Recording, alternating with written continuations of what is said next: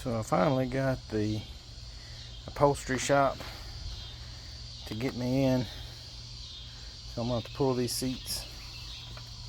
Let's see how bad they are. These are the original seats. The side, I call these bolsters. I don't know what those are called, but they need redone too. And the little flap on the back needs redone. So I'm going to take all that off, hopefully, and take it to the upholstery shop. See what they say about getting them recovered pretty quickly. So I took the old seats to the upholstery shop, and they took a short look at them and said that they'd probably have to just rebuild the whole thing, and probably going to cost about $600 to $800 per seat, which was about $600 to $800 more than I was willing to pay for two. $1,600 was just a little bit out of my budget. You know, I was expecting about $800 for both. So this is the next best thing. Went online, found a similar back-to-back, and these are made by the Wise company, and that's local to my area. We've got a Wise manufacturing plant here, local. So I went with that, and this is all they had pretty much that was going to match the seats that were on there. So the only thing is the height of the base is quite a bit more than my old seats. So the old seats from the floor to the seat bottom where you sit down was 8 inches. So when we get the measuring tape, that's like 14, a shade over 14 to the seat bottom to the floor. So that's just too high, and you'd be sitting on this, your head be probably over the windshield when going down the river. So I'm gonna chop these down. I'm gonna take some off of this base and kind of show you how I try to figure that out. The biggest complaint on these style seats, because I kind of looked into it before I purchased them, was that the bases are bad to break. That they'll over time they'll crack and not hold up. So I would imagine that that's because they're so tall and there's so much torque being put on them from the height of all that plastic. So shortening them, I believe, will make them actually stronger. But we'll see. And I'm gonna try to shore them up a little bit because all the internals are plastic. So we'll get into that and see how it goes. So on the inside of this base, all this is plastic, but they've got these molded in pieces that's made for the support brackets to go in. So on the top side, you can mount them on either side. That's what attaches the seat to the base. So you can use either side. You just use one side to mount it. The other side folds out for a lounger. So that's some options, I guess, what you'd say. But at the bottom, there's support brackets for the base to be mounted, for this whole thing to be mounted to the floor of the boat. So the boards go in there. But I'm wanting to cut this up even higher. So I'm going to lose my support brackets at the bottom, because I'm going to cut it up to right here. That's going to get me as close as I can get to the original seat height. And when I do that, I'm going to lose my seat brackets. I'm going to take this and put some wood brackets in here to help shore up this base. And I'm gonna cut it right below, so I save this bottom piece. So I'm gonna cut it right below this piece right here that's flat. So that'll be sitting on the floor, give it a little more extra strength. So I just set up my table saw and set up the fence on one side, so I just run it through, and you can kind of see where I cut it and save that bottom lip on that one. I did put in one of those support brackets, put a screw on this side for the bottom, give it a little extra strength. I took some 2x4s and just measured, and I had to make a little notch for it to fit in this inside of this square. So there's some inside of both of those squares. and I did 2 of those, and that's what I'm going to mount it to the floor, is this 2x4. May run a couple of screws there too, just to give it a little extra. These are the top mounting brackets. They mounted like normal, and then the side piece, it has a little bit of a notch, so it sits down a little bit, and it comes with a little connectors that fit in there to keep that from coming up over time. So definitely use those. But this is the height. Put some stainless steel screws and some finishing washers into the side, both sides of this 2x4. So that's going to keep that nice and sturdy. So we'll see what that looks like now. So getting into this, I noticed there's a few modifications that need to be made to the seat. It comes with this little bracket here that has a fold down support, so when you pull the seat out you have something to support the end when you use it as a lounger. So this is made for like the full size 10-inch base. Being low like this, we didn't need it, so I removed this because it's just not needed. I thought about just chopping this down, but I don't think it's going to be necessary, so I just took it off. This bracket right here kind of holds this seat into place inside of this, keeps it from popping out, but it was too long. So what I did, and the good thing about this seat, it comes with all these mounting holes, so just about anything's mounted, it kind of gives you the option to move them, I've noticed. So these are just, the plastic that you can screw into. So this was mounted actually right here. This was screwed in right here. So I just unscrewed it and I bent it down and screwed it into the next hole, which gave me just a little bit of room to work on this and get it just a little bit lower from the bottom. So I think that saved me about an inch, a half inch, 3/4 of an inch or something, just by moving that over and kind of forming that down a little bit.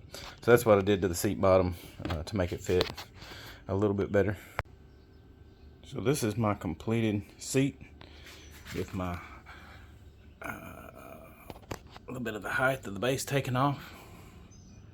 So I think that's going to look a lot better in the boat for sure. It's going to look a lot closer to the original. So we'll kind of see where we're at. We're almost right at 8 inches from the floor, so that's going to be pretty close, really close to what the original seat was. It seems like the back's a little bit shorter, but it may not be. It may just be that it sits up a little straighter. I think the other ones had more of an angle, but not much I can do about that. The base is mounted to the seat. Those 4 bolts that go in there, those fit into a threaded insert. So it's not screwing into plastic. It's actually a bolt with a metal insert in there. So I put a little bit of Loctite on those bolts to keep them from rattling loose, because I really don't want to get into this again. I'm hoping that once I put this seat in the boat, that I won't ever have to take it out again, because I'm not planning on using this boat a lot, and I keep it covered, and I keep it out of the weather for the most part. I keep it under a carport, so not going to be a lot of rain and water getting inside, so I'm hoping this lasts a long time. We'll see. But that's how I got these seats. So I got one done, I got one more to do. So I've been making a little progress on the boat. Got the floors and the seats, well, the floor covering pulled out and the seats pulled out, and I'm working on the dash right now. So what I'm going to try to do, the ignition was here and then the choke was here, and this is where I want to mount my stereo.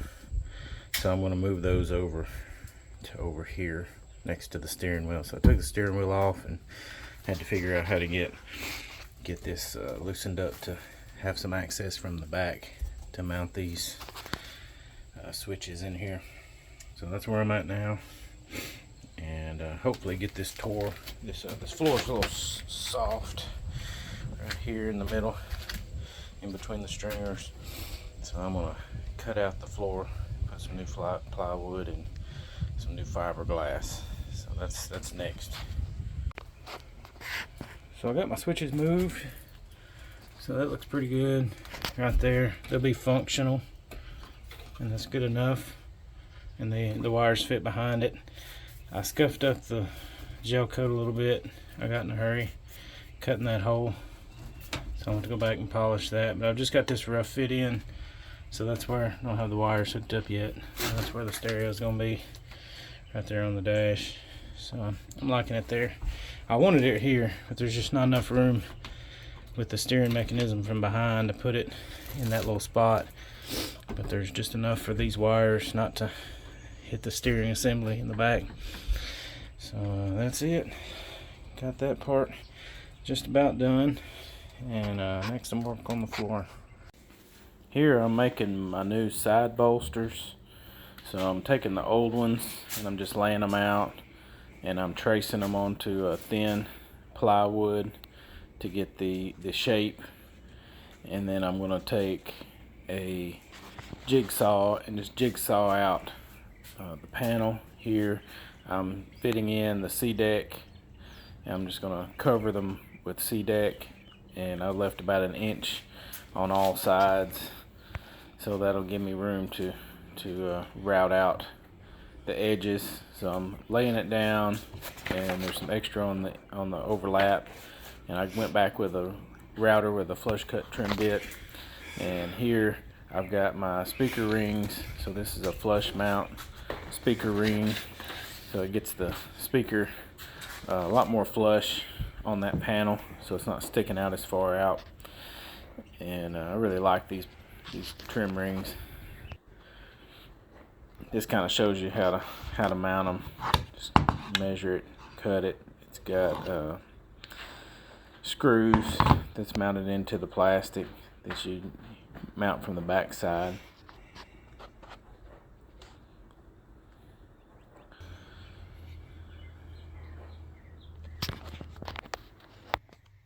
So I'm making the cover for the gas tank, and the old one has the bottom was all frayed and gone, so that should have been several inches longer down there. It's got a little trim piece here, so where it comes around the back side and attaches. So I'm just ordered some new vinyl and just measuring it and cutting it.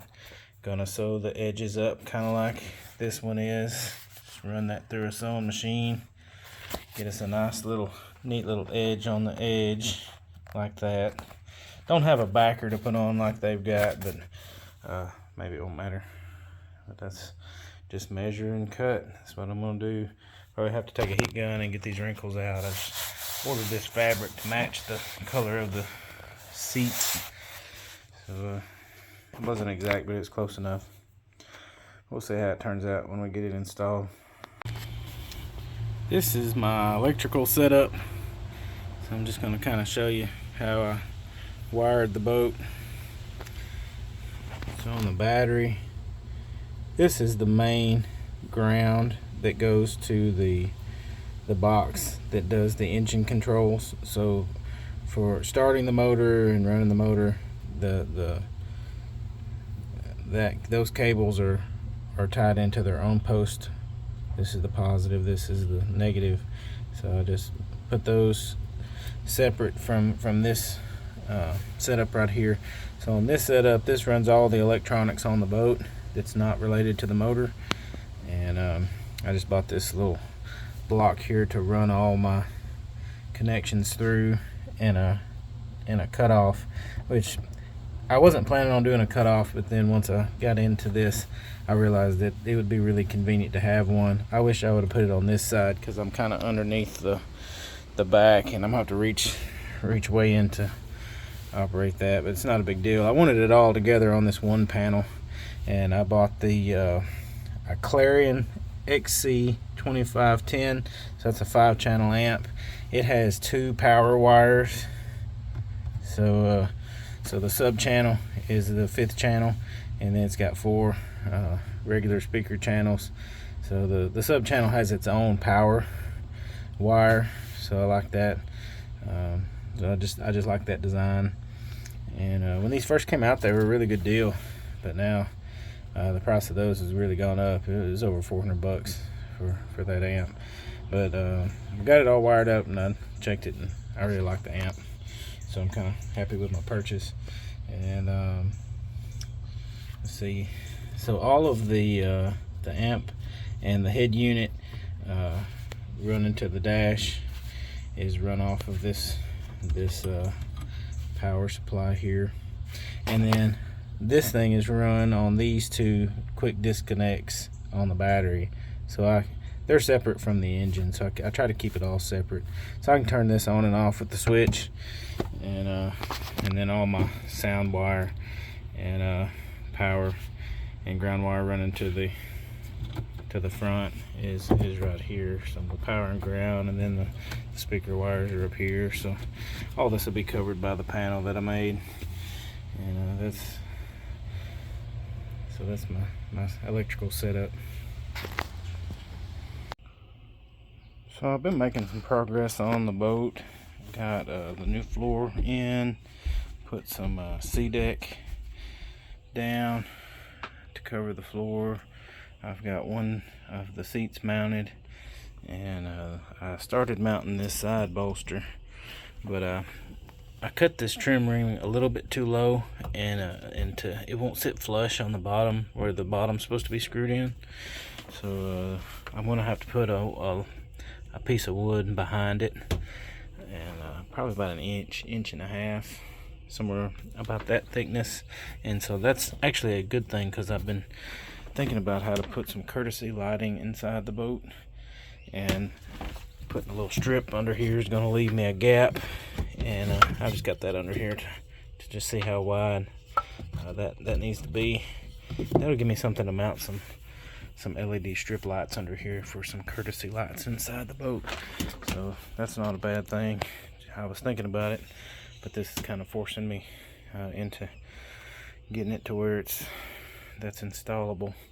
I installed this trim piece there on that panel that we made, and the old hardware was still good. It's stainless steel screws and trim washers, so that's nice. Got some more to go on the bottom, so we'll just screw that into the wood when I get that done.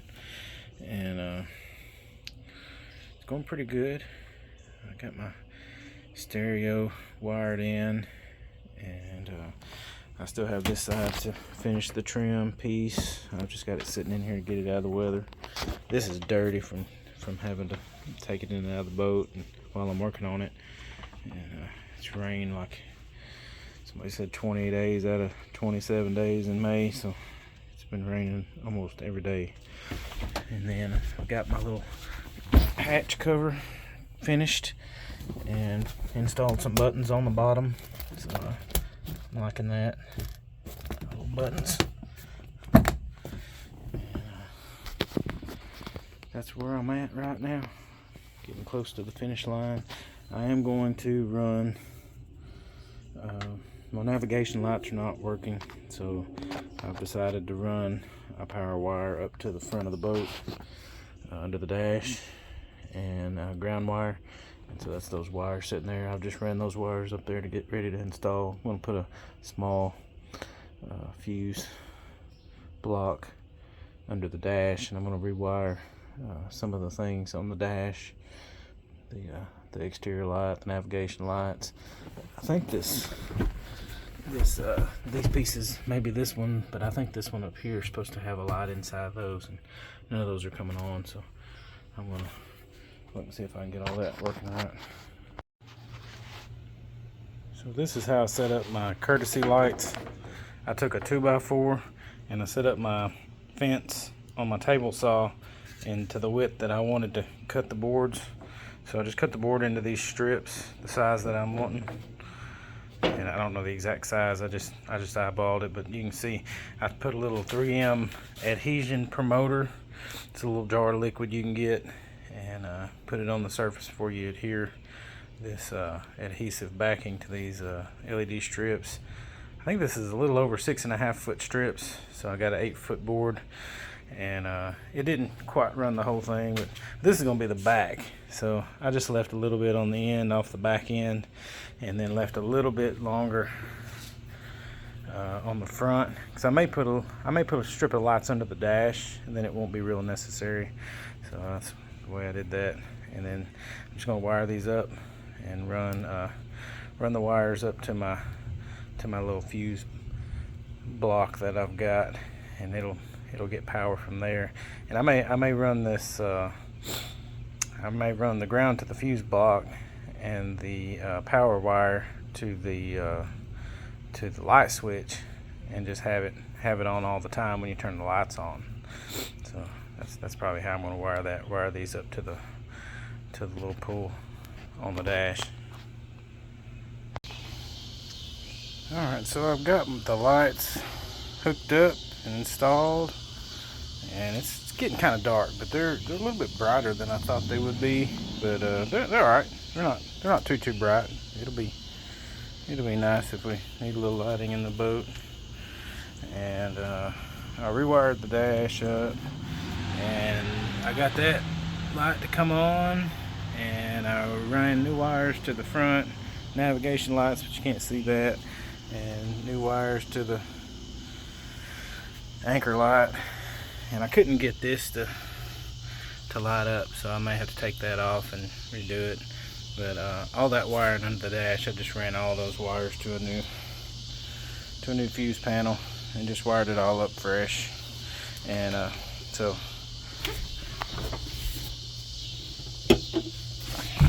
with this pull switch, so if you push it all in, I've got all the lights ran to this switch, and so when you pull it once, the interior lights come on and the anchor light comes on.